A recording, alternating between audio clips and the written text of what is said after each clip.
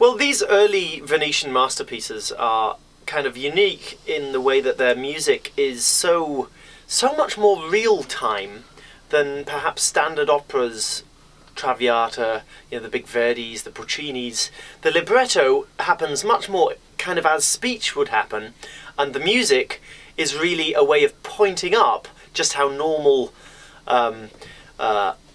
plays would go. So in many ways, the language, even though it's in Italian, is much more realistic and vivid and full of humour and changes of pace than you would find in any other kind of libretto.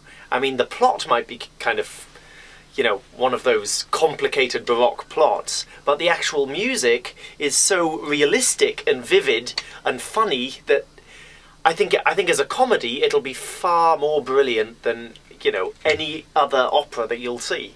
They're so modern, these pieces.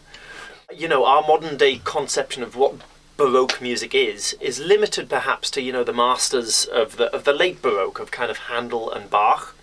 This is kind of earlier than that, and contains a lot of sounds that will be completely fresh to most people's ears.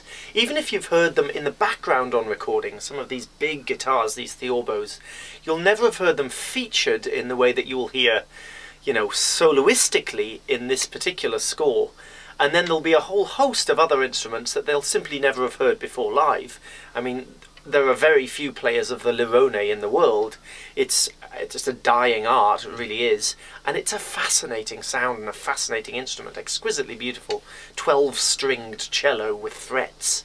And I can't imagine being able to play one.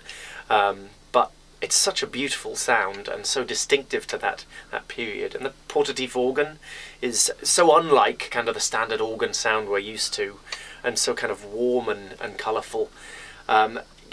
Baroque guitars, the different techniques that a gamba player can use as opposed to a cellist, they'll all be completely fresh sounds, and not only fascinating to listen to as new sonorities to the ear, but fascinating to look at because you can see them during the production.